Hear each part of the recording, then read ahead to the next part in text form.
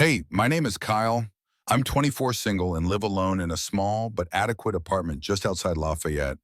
It's nothing spectacular, but it keeps things pleasant. I've been working at a logistics company for a while. It's not my dream job, but it pays the bills. I've never been one to chase people or get involved in drama.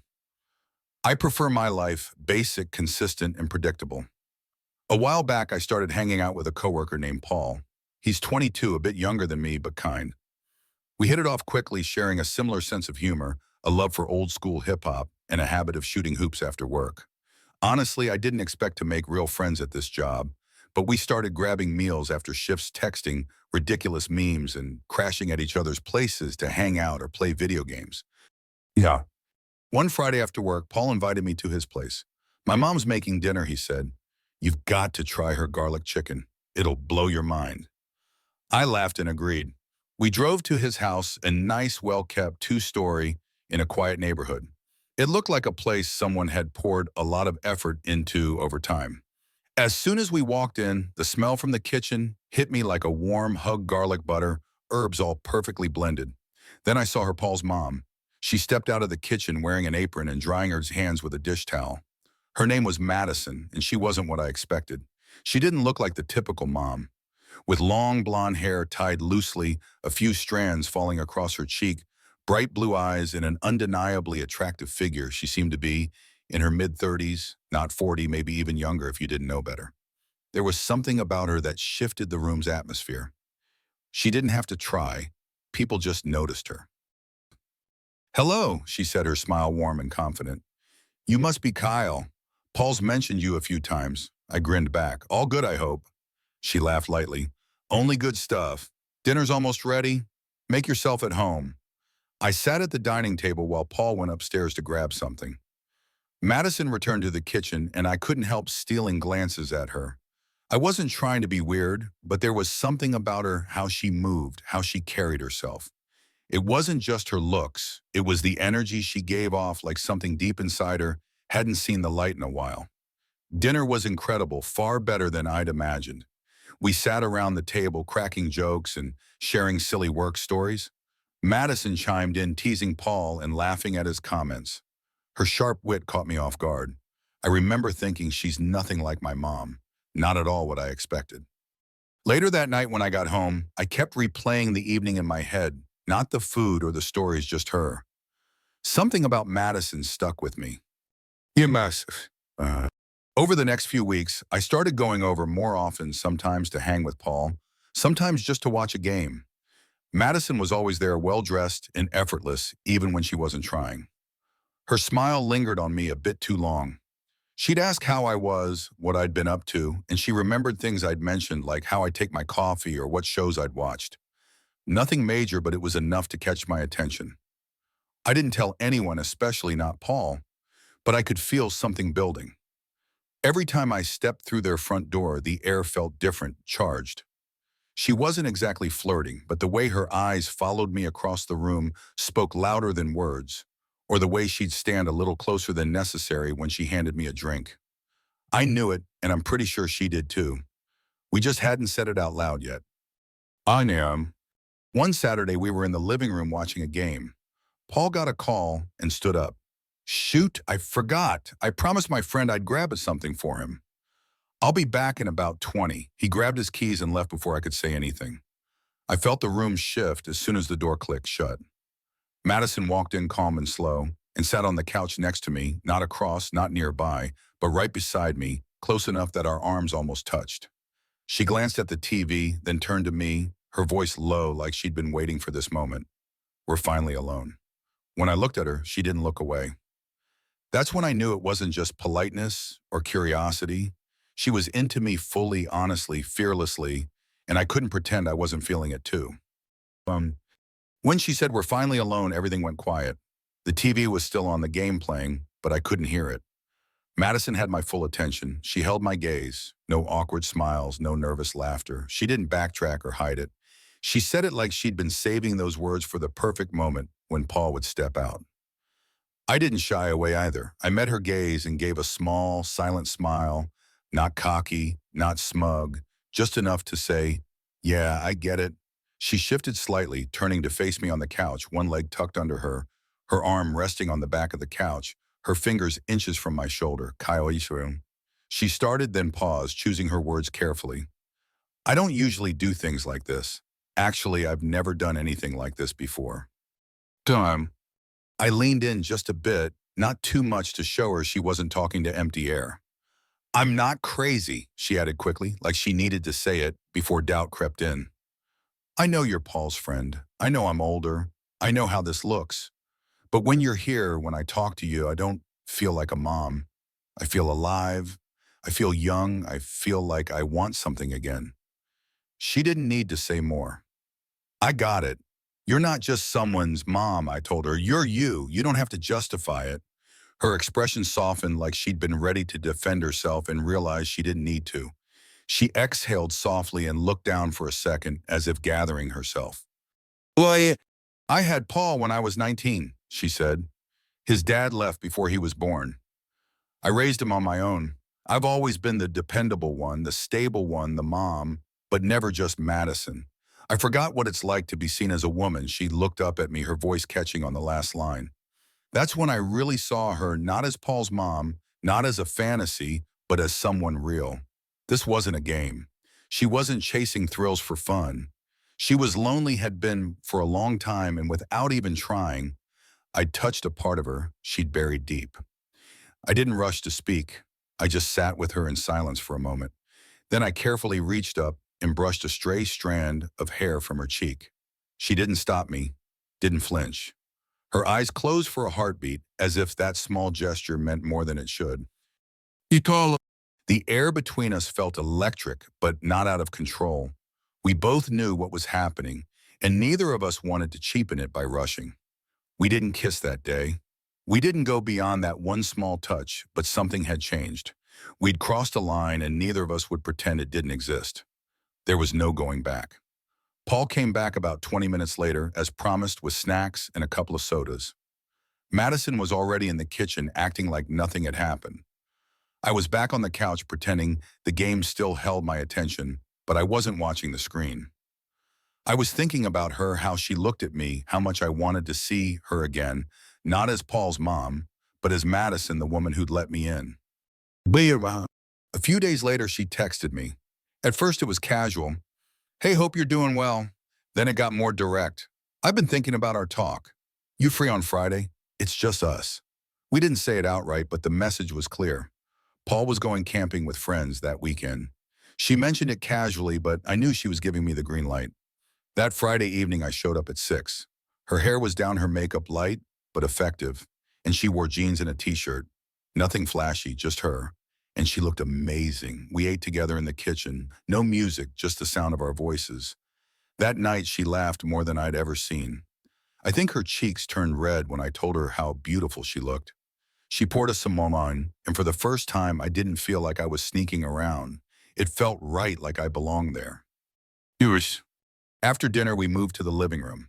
She sat beside me on the same couch in the same position, but this time the air was different. No tension, just the steady build of something we both wanted. She rested her head lightly on my shoulder. I placed my hand over hers. You still okay with this? She asked. More than okay, I said. Then we kissed for the first time. It wasn't rushed or desperate. It was slow, deliberate, full of everything we hadn't said a meaningful kiss. That night I stayed late. We talked, kissed, held each other. Not once did it feel wrong. For both of us, what we'd found felt new, exciting, and real. Before I left, she gave me a look I'd never seen before. Not nervous, not guilty. I don't know where this is going, she said, but I don't want it to end. Then don't, I told her. We'll figure it out. She nodded and gave me a real smile, like she'd finally stopped pretending. Things changed after that, not in a loud, dramatic way, with no fireworks or big declarations. It shifted quietly in ways that mattered. We didn't call it a relationship. We didn't set rules or talk about the future. We just kept moving forward. I saw Madison again a few days later. Paul had invited me over to watch a game. I said yes immediately, knowing she'd be there. When I walked in, she was in the kitchen rinsing dishes. She glanced over her shoulder and smiled. That was all it took. No words, no touch, but it said everything I needed to hear. I haven't stopped thinking about you either. Paul was in full sports mode that day, yelling at the TV and throwing popcorn like a maniac, completely oblivious. Madison brought us drinks and sat across the room like everything was normal. We played along like pros, no weird tension, no awkward silences. But every time our eyes met, the connection sparked again. After the game, Paul walked me to the door, still grumbling about a bad call. Madison stayed back at the kitchen doorway, holding a glass of wine, watching calmly. Just as I stepped out, our eyes locked one more time. Later that night, I got a text from her. Wish we could have had a minute alone. I texted back, me too. Can't stop thinking about you. Her reply came fast. Tomorrow. I didn't ask what she meant. I just said yes. We had a system now, unspoken and subtle but solid. When Paul had a late shift, went out with friends, or was away for the weekend, she'd find a way to let me know.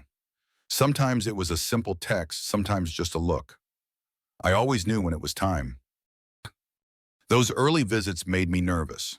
I'd park a street away, wait for the lights to dim, sometimes sneak in through the side if the door was unlocked. Not because we felt guilty, at least not toward each other, but because we knew the world wouldn't understand, especially not her son.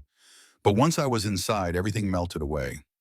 She'd be waiting, no makeup, hair, down in a hoodie and leggings, always with a smile that seemed like it had been hidden all week until that moment.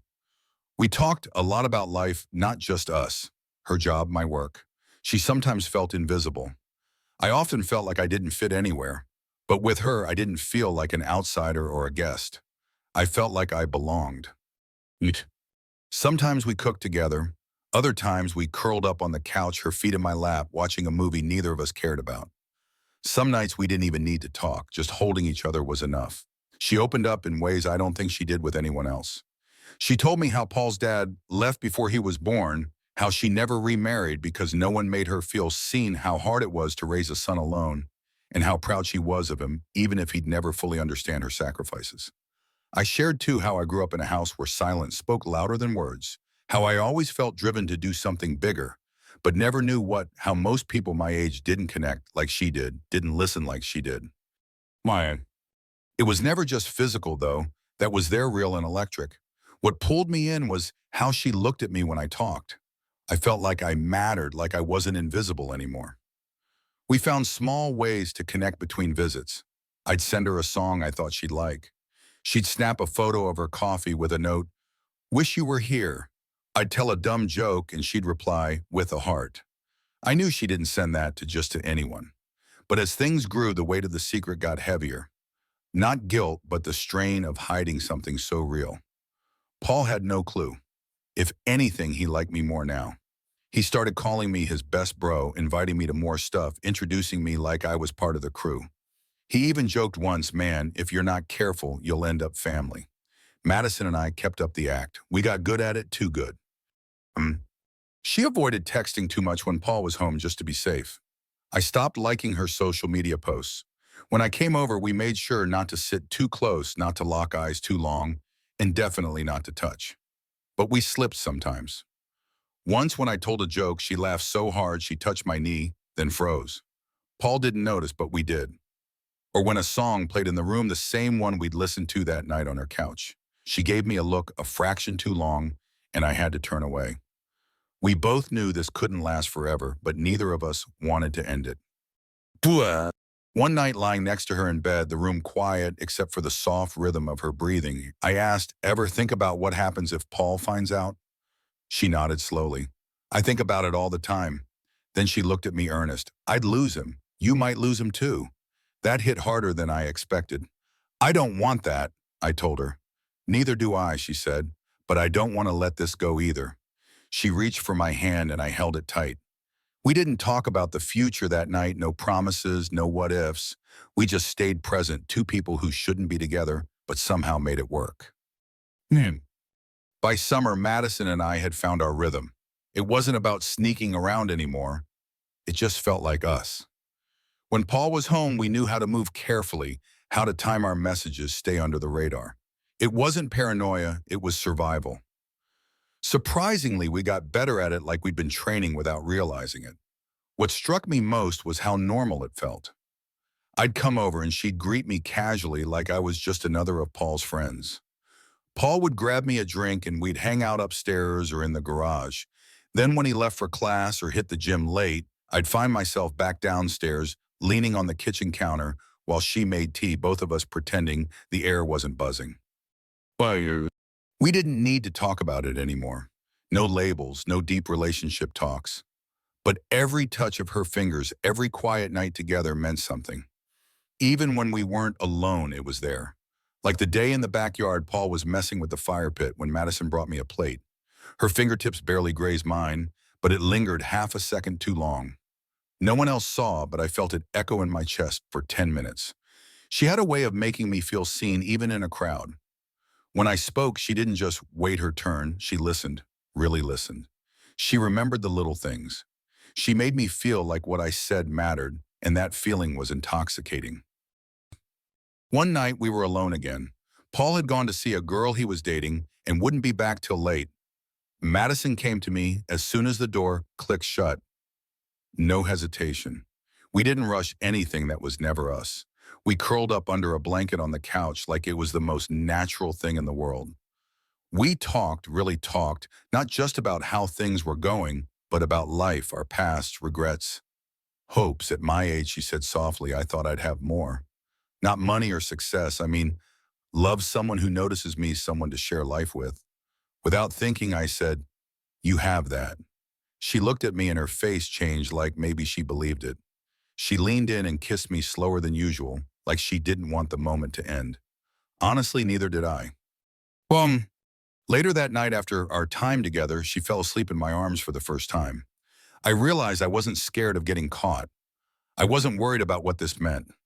I just didn't want to lose it. The next morning, I left before Paul got back.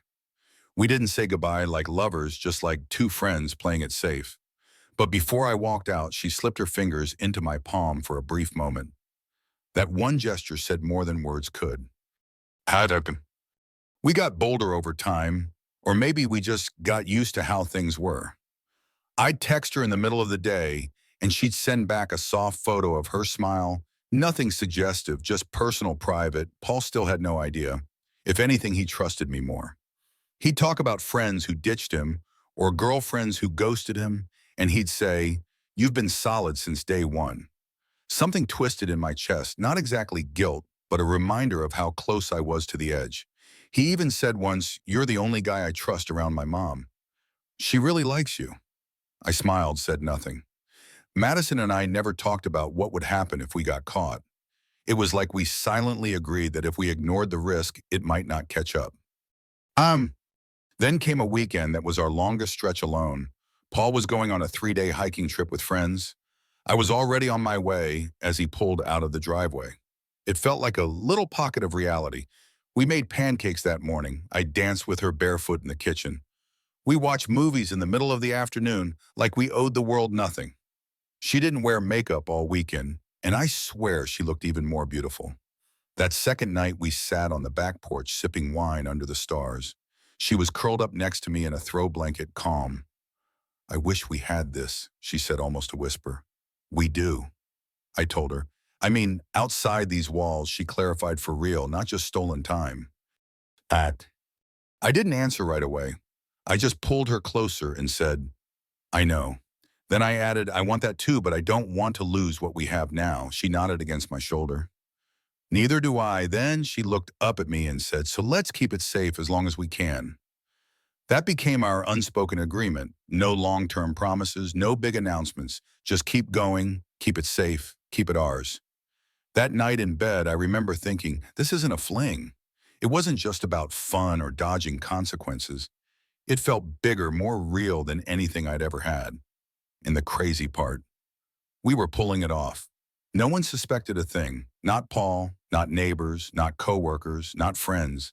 It was like we'd stumbled into a secret little world just for us, and somehow we were smart and careful enough to keep it. Whoa. It's been almost a year now. A year since Paul ran out to the store, and Madison said we're finally alone. I can still hear her voice, see her face like it just happened. What started as a single moment has grown into something deeper. Our secret is still just that secret. We've been so careful.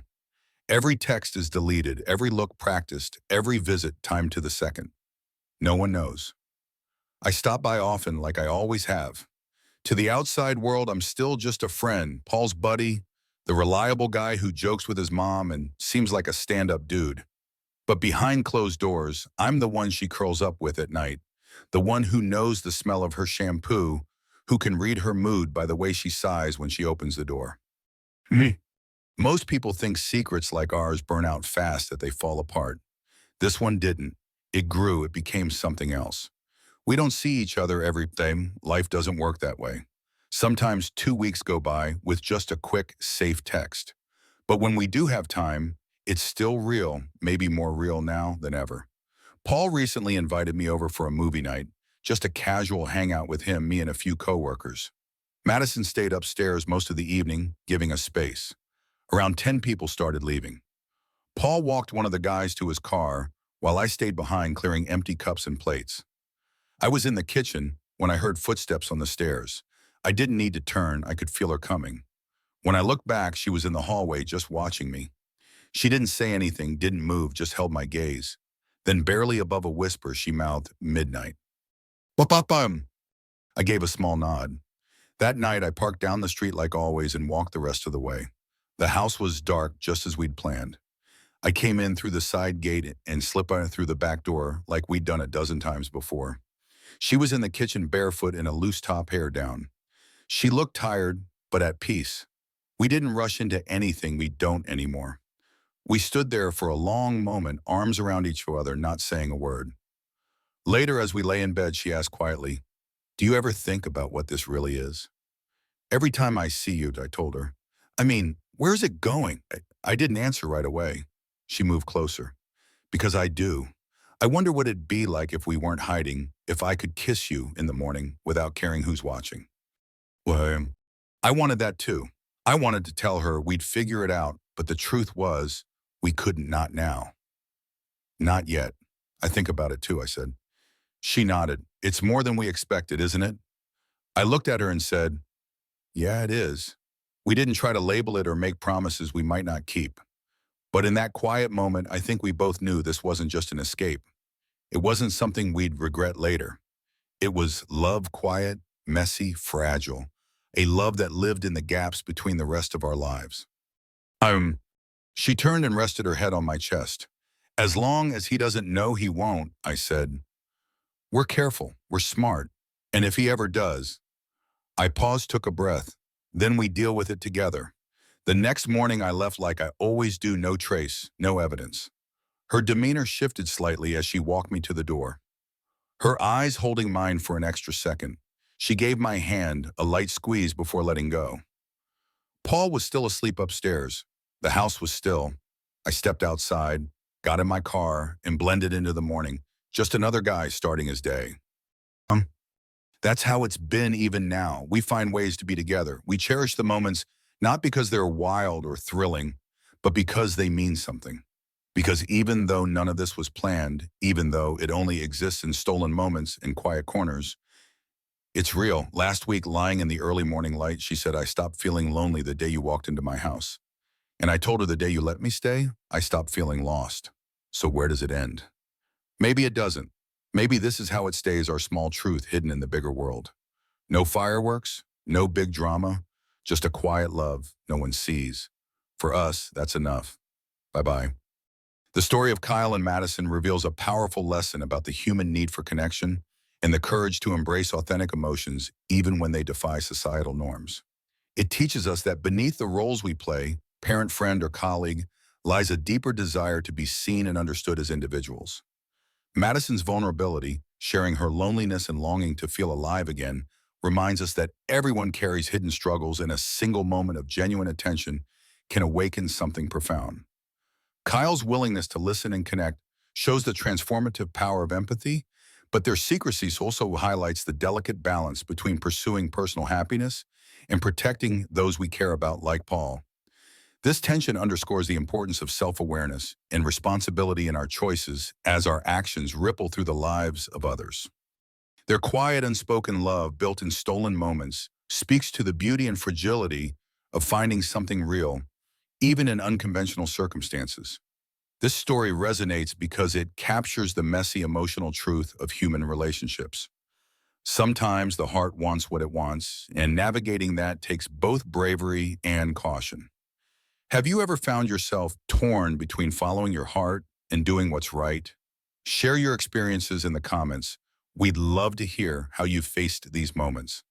If this story touched you, hit that subscribe button and join our community for more raw, heartfelt tales that explore the depths of life and love. Let's keep this conversation alive and dive into what makes us human together.